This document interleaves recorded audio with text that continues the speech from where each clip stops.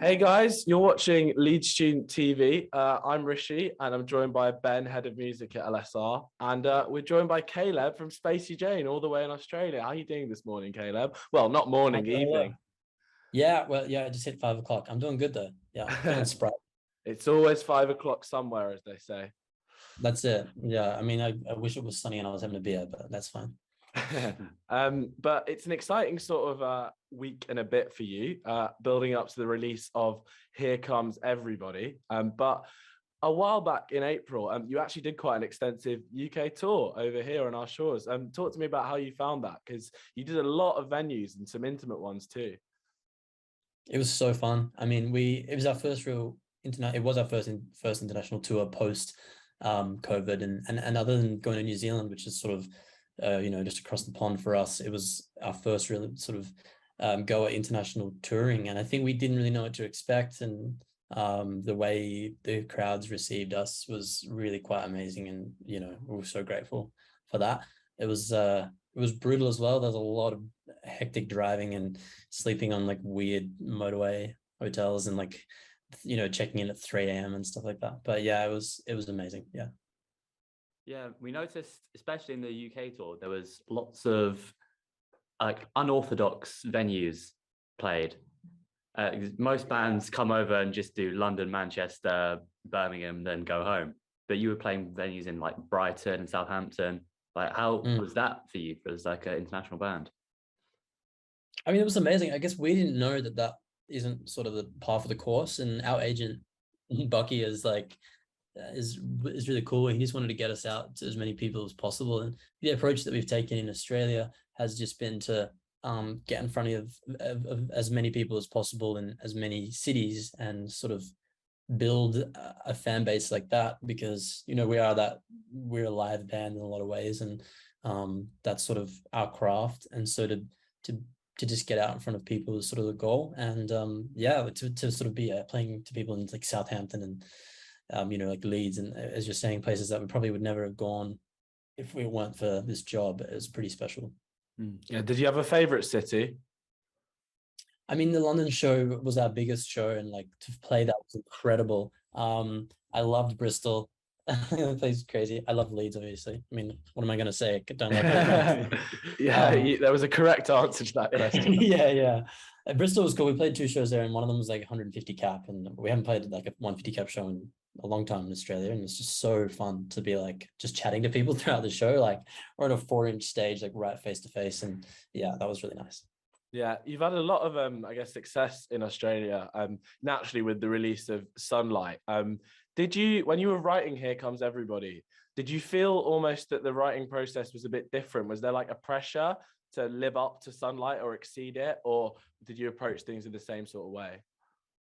I mean, I think it was impossible to do it the same way. I mean, when we put Sunlight out, there's sort of this like analogy I've used where it's sort of like a 3-year-old bringing you like a drawing, and you're like, wow, that's amazing. There's not really any expectation of you when you're a brand new band, and people are just kind of like, oh, they made an album, like that's cool, and if they like it, they like it. But I think now there's that we have built a base of people that listen to the music, and so to not want to disappoint them is like high on the priority list. So yeah, definitely a lot of that went into it, and felt pressure a little bit more than the first time. Yeah, the first 2 singles did massively well on Triple J's billboards. But speaking of Triple J, how Here Comes the Sun cover for Like a Virgin, bold choice going for the Beatles. What inspired it? And it's so hard to pick a song to do for that, for Like a Virgin. They're like, Triple J is sort of like, oh, why don't you try this one? You suggest one. They're like, oh, we don't know if that's kind of the vibe. I'm like, okay, fair enough. Like, because it is their platform. And we messed around with so many songs, and it's like either it sounded too much like us or too much like the band that we were trying to cover. And then we just played around with Here Comes the Sun. It was fun, and we enjoyed it, and like we liked how it sounded, so we went for it. Actually kind of hard. There's some crazy timings in like that second post-chorus thing.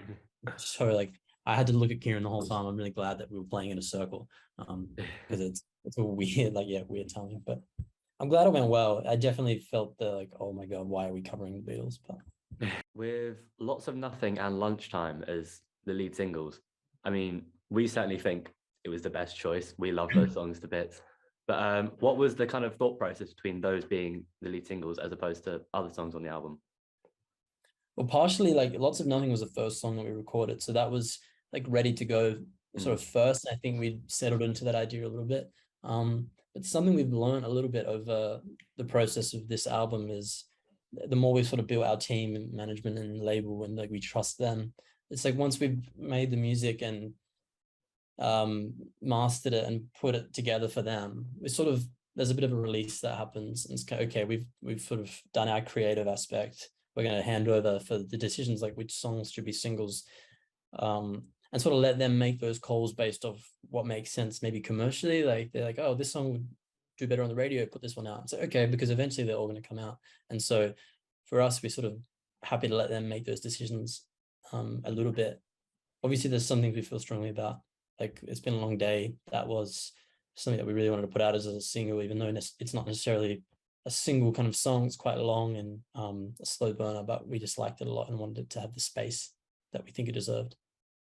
Yeah, no, nice that you can mix things up in that way with your creative decisions. On to something a bit more straight up. The track is called Lunchtime, but Caleb, what is your go-to lunch? What's your favorite lunch? What's your favorite thing to have for lunch? Sushi is probably high on the list. I had sushi for lunch today. Nice. There's a little like a boutique sort of like grocery shop around the corner that is way too expensive, but has great sushi. There's that tuna on rice crackers, which is such like an old person meal, and like sliced tomatoes. That's kind of, I'm trying to keep it light for lunch these days. I find if I eat like a lot of lunch, I just sleep all afternoon, or I'm just really tired. Siesta.